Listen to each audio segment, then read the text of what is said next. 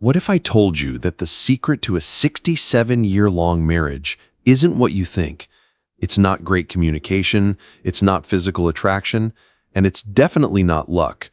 What if one simple habit, something so quiet, so often overlooked, was the true reason their love didn't just survive, but kept growing for nearly 7 decades? This is the love story of Ruth and Walter. They met in the early 1950s, built a life through thick and thin, and remained deeply in love until the day Walter passed.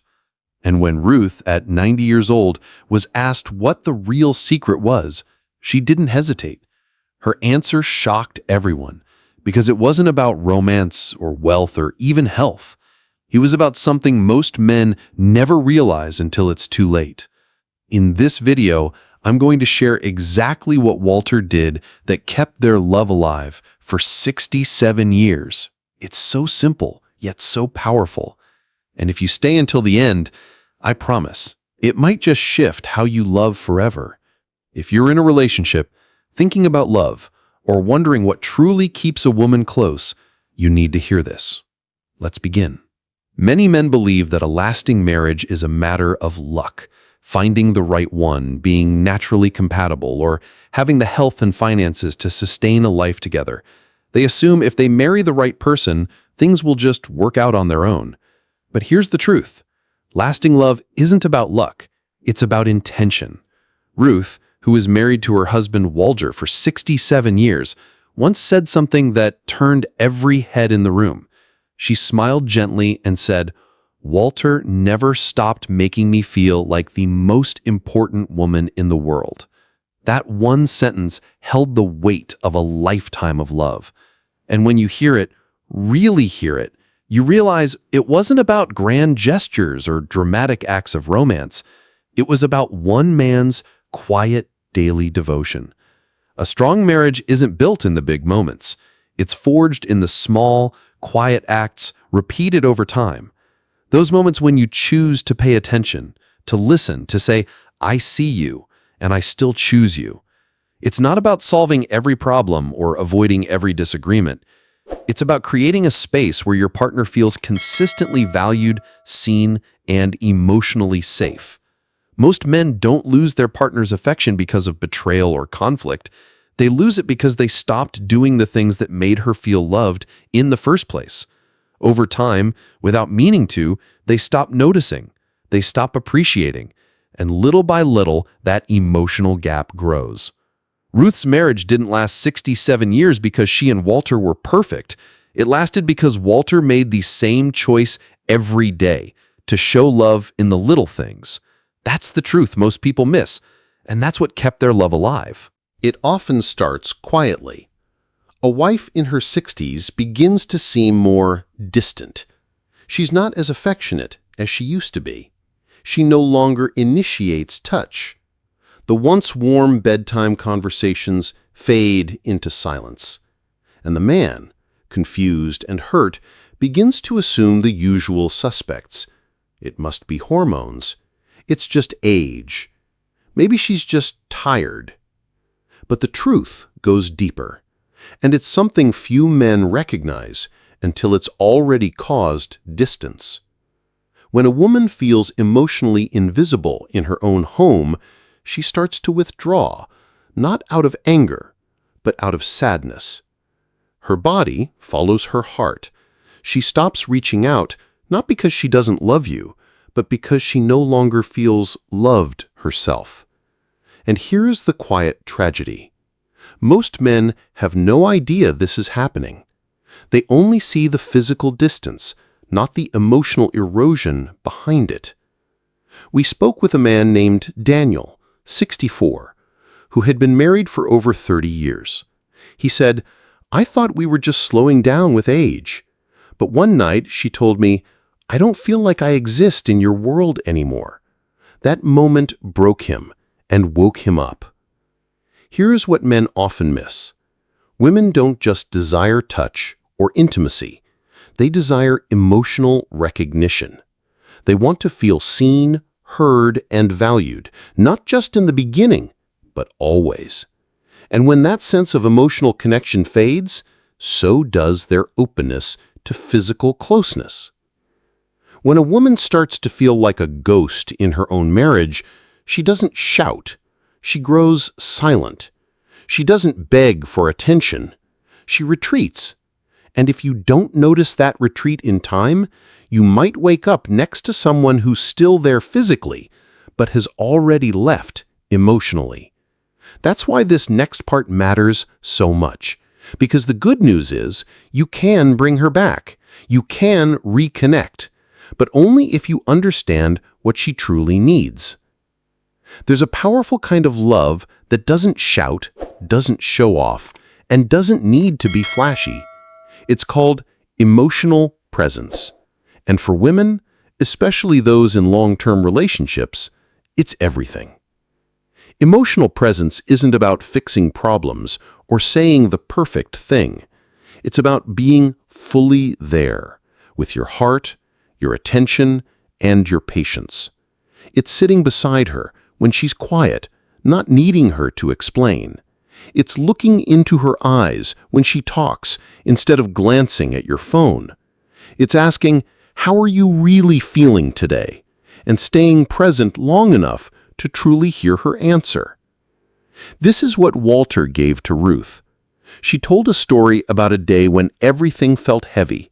She felt old, tired, invisible. Walter didn't give advice or try to cheer her up. He simply took her hand, looked into her eyes, and stayed with her. "He didn't fix me," she said. "He just stayed with me, and that was enough." That kind of emotional presence says more than words ever could. It tells her, "You matter. I see you. I'm not going anywhere." And that message, when consistently delivered, builds a foundation so strong that even time, stress, and aging cannot shake it. Most men are taught to solve, to act, to respond. But women, especially those over 50, often just want connection. They want to feel emotionally safe. They want to be with someone who doesn't need them to be perfect or cheerful all the time. Just someone who chooses them, even on the messy days. I choose you even when you don't choose yourself. That's the heartbeat of emotional presence. When a woman feels that from you, everything else changes. She softens, she opens, she reaches back. Because emotional presence isn't just a skill, it's a signal. A signal that she's not alone. A signal that she's still loved, not for what she does, but for who she is. And that signal, when consistently delivered, builds a foundation so strong that even time, stress, and aging cannot shake it. You don't need to be rich, young, or poetic to keep a woman's heart. What you need are consistent, small acts that carry big meaning. Here are 3 simple habits, subtle but powerful, that can reignite connection, rebuild trust, and remind her that she's still the woman you choose every day. 1. Speak to her heart, not just her ears. Most compliments are surface level. You look nice, you're pretty, and while those are kind, they don't always land deeply. Women crave emotional depth in the way they're seen. They want to feel known, not just admired. Try this. Instead of saying, "You look good," say, "That color makes your eyes light up. It reminds me of the day we first met." Instead of, "Thanks for dinner," say, "I can taste the care you put into this. It's more than a meal. It's love on a plate." When you speak with that kind of detail, you're telling her, "I see the real you, and I love what I see." That kind of recognition fills her heart in a way no generic praise ever can. 2. Touch her without agenda. Too many men only reach out physically when they want something more. And over time, that kind of touch starts to feel transactional. Women sense it, and they retreat from it. But what if you reached out just to say, "You still matter to me"? What if you kissed her forehead while passing by, or gently held her hand on the couch without expecting anything in return? Touch without agenda is one of the clearest signs of emotional safety. It tells her you're loved for who you are, not just what you can give. And that builds the kind of trust that naturally leads to deeper intimacy, without pressure. 3. Show up in the small things. Grand gestures are nice, but they don't build connection the way daily, consistent care does.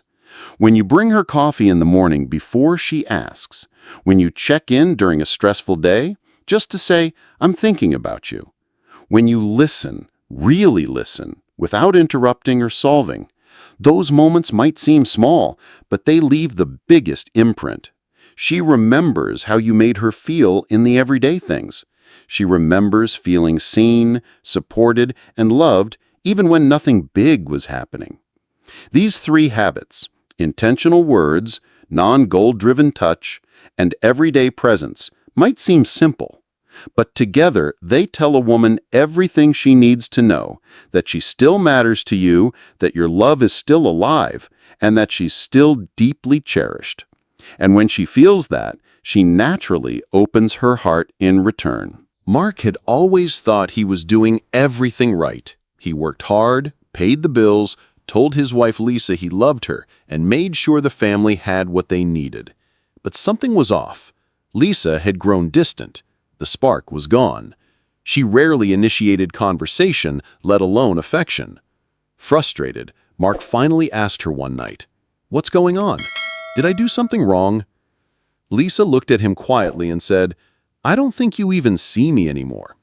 That moment hit Mark hard, but instead of defending himself or offering excuses, he tried something different. He sat down next to her, took a breath, and said, "What makes you feel loved by me?" Then he did something he rarely did.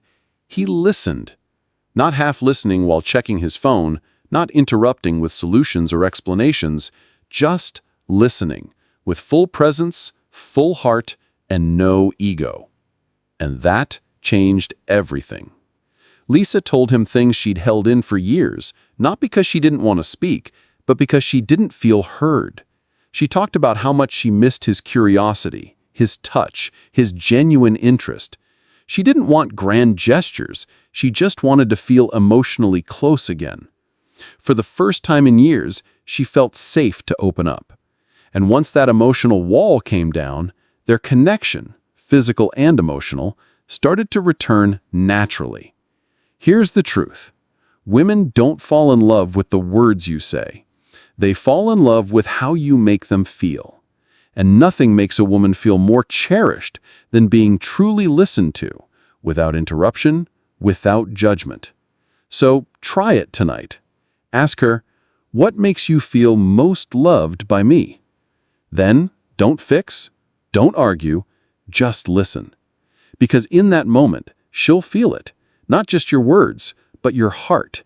And that's where real connection begins. Ruth has since passed on, but the love she shared with Walter still echoes. Not in photographs or heirlooms, but in the way she spoke about him, with warmth, gratitude, and a quiet joy that never faded. Their 67-year marriage wasn't built on chance. It was built on daily choices, small intentional acts that said, "I still choose you." This kind of love doesn't require perfection. It doesn't need fairy tales. It needs presence. It needs effort. And most importantly, it needs consistency. Walter didn't keep their marriage strong with expensive gifts or dramatic gestures. He did it by making Ruth feel like she mattered every single day. He made sure she felt seen, even when life got busy. He stayed emotionally close, even when things got hard. And that's the secret. A long-lasting relationship isn't something that happens to lucky people. It's something created day by day through attention, appreciation, and emotional connection. So, tonight, take one step toward that kind of love. Just ask her, "What makes you feel loved by me?" Then, listen. Really listen. And if this story spoke to you, share your own commitment. Comment below one thing you'll do today to make your partner feel seen. It might be a kind word, a soft touch, a simple gesture. Whatever it is, do it with intention. Because love isn't about big moments. It's about the little ones, repeated, remembered, and felt deeply. And when you do that, 67 years of love is no longer a dream. It becomes your reality.